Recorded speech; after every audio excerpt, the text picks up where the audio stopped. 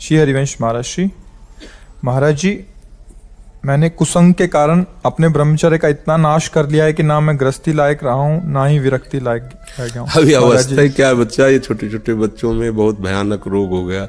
तभी संत महात्मा इन विषयों पर ज्यादा चर्चा नहीं करते हैं, क्योंकि प्रिया प्रीतम की चर्चा छोड़कर। पर इसीलिए हितधाम में हम खुल करके हस्त मैथुन से सर्वनाश, इसकी चर्चा इसीलिए की थी कि कम से कम आप लोग समझें, जिसे आप खिलवाड़ समझते हैं, जिसे आप मनोरंजन समझते हैं, वो आपका सर्वनाश कर देगा। ये प्रक्रिया नहीं है। गृहस्थी में संतानोत्पत्ति की प्रक्रिया शास्त्र विधान से की गई है, जिससे भगवान की सृष्टि जनक पूजा का हेतु होता है। लेकिन अभी बच्चा है, अगर वो वीरपात करता है तो वो इसी स्थिति को, आप नहीं, हजारों ऐसे बच्चे हैं, हजारों, आप ही अकेले नहीं हैं।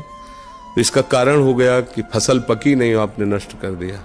अगर 20 वर्ष तक ब्रह्मचर्य ठीक रखे और फिर गृहस्थ में जाए ब्याह करके, और फिर स्त्री सहवास करे, उसका कुछ नहीं बिगड़ने वाला। वो 20 वर्ष स्त्री सहवास करके और फिर वो वैराग्य में चले तो वो बिल्कुल सच्चा फकीर बन सकता है।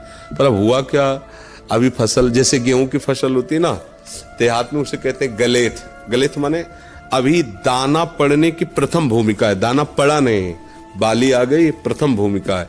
अब उसमें फसल को आप काट लो तो एक भी दाना नहीं निकलेगा और भूसा में दम नहीं होगी, बेकार चला गया। 2 महीने केवल रुक जाओ, उसमें दाना आ जाने दो, पक जाने दो, तो वही बोले 50 मन 1 बीघा, 50 मन हुआ।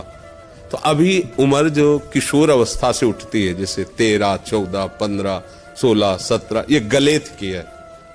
अब शास्त्रीय सिद्धांत से 25 वर्ष तक ये ब्रह्मचारी रहे और फिर वो गृहस्थी में चला जाए, और 20-25 वर्ष गृहस्थ में रहे, तो वो बहुत अच्छा गृहस्थ। और 25 वर्ष का ब्रह्मचारी जब संतान उत्पन्न करेगा तो बलिष्ठ और ज्ञानी और सर्वांग पुष्ट संतानें होंगी। और उसका महत्व ही नहीं समझा गया। बच्चे खिलवाड़ में जैसे दाद होती है, उसे खुजलाओ तो अच्छा लगता है, पर बाद में फबद जाती है। बस दाद जैसा सुख मिलता है उसको खुजलाने का, और उसी को सुख समझता है। अभी अज्ञानी है, जानता है नहीं। वीरपात जैसी भयानक मतलब वृत्ति उत्पन्न हो गई, अब उसको किसी दूसरे की जरूरत नहीं, तो अब वो उसे खिलवाड़ समझता है। ऐसे से बच्चे मिले जो दिन में 8-8 बार हस्तमैथुन करते हैं, और उन्होंने ऐसा सर्वनाश कर लिया, आंखों से दिखना, खड़े हो चक्कर, कमर में दर्द, लघुशंका कर रहे हैं तो वीरपात हो रहा है, हर तरह से दुर्दशा हो गई। जैसे मान लो अभी इसमें हिम्मत है तो बता पा रहा सभा में कि हम न स्त्री लायक रह गए, न विरक्त लायक रह गए। ये ऐसा ही होता है। जो आजकल के जो उपदेश देने वाले मित्रजन हैं या गाइड करने वाले बड़े जन हैं, वो बताते हैं, वो हमें तो ज्यादा पढ़े लिखे हैं नहीं तो शब्द नहीं याद। वो फ्रस्ट्रेशन क्या है? हाँ, बोले उसको शांत करने का बहुत बढ़िया उपाय है, हस्तमैथुन कर लीजिए और आप शांति से फिर अध्ययन कीजिए, फिर स्वाध्याय कीजिए। कैसी बुद्धि मारी गई कि मतलब ऐसा लगता है कि ऐसे लोग कैसे हमारे समाज को आगे बढ़ने देंगे। आप सोचो, जो कह रहा है वीरपात करके शांति मिलेगी, फिर आप अध्ययन कर लीजिए, वो मित्र हो सकता है। अरे वीरपात जीवनी शक्ति, आप उसे क्या समझते हो? तो अब इसलिए बच्चा आप वो सत्संग सुनो जिनमें वर्णन किया है कि ऐसे सावधानी से रहो, धीरे धीरे संयम से रहो। अब ये अवस्था तो अभी सोचने की भी नहीं है, उस विषय में सोचने की नहीं, इतने में तुम खाली हो गए हो। अब आप सोचो क्या है, ये कोई संकोच की बातें नहीं। बच्चियां सब बर्बाद हो रहे हैं, यानी कि बच्चे ही बर्बाद हो रहे हैं सब। बहुत बड़ी हानि, बहुत बड़ी, ये हमारे समाज की बहुत बड़ी हानि है। अब जिन बच्चियों के अंदर प्रवृत्ति बन गई है, ऐसी गंदी प्रवृत्ति, वो एक पति को लेकर संतुष्ट हो पाएंगे क्या? जिन बच्चों के अंदर ऐसी प्रवृत्ति हो गई, वो एक पत्नी में संतुष्ट हो पाएंगे क्या? दोनों का जीवन बर्बाद है। तो बिना शास्त्र अनुशासन के, बिना संयम के, इसीलिए पहले था कि चाहे राजा का राजकुमार हो, चाहे गरीब का बालक हो, दोनों को गुरुकुल में रखा जाता था एक लेवल पर। दोनों संयम से चले, तुम राजा बनो, तुम प्रजा बन करके राजा की सेवा करो, वो जो भी, पर दोनों एक समान गुण के अधिकारी होते थे। अब आजकल तो सब है नहीं, और अपने बस की बात नहीं रह गई। भाई आप न सुधरना चाहो तो चाहे ब्रह्मा जी आ जाए, आपको नहीं सुधार सकते, आपके सुधरने पर है।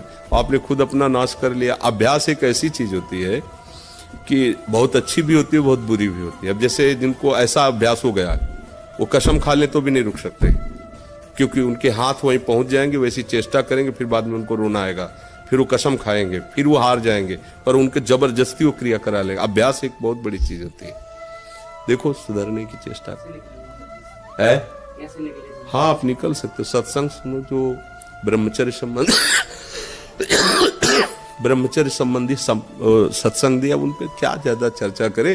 वो बहुत सत्संग है ब्रह्मचर्य के, उनको सुनो। महाराज जी, दिन में तो कभी सुख, दिन में से कभी हस्तक्रिया हो नहीं सकती। अभ्यास इतना गलत बन गया महाराज जी कि हाथ वहाँ पहुँच जाता है, वो भी रात में। अच्छा, हम तो नाम का निरंतर रटन करते रहते हैं। ऐसा नहीं बच्चा, बहुत नहीं, ऐसा बच्चा निरंतर नाम का रटन सिद्धों का होता है।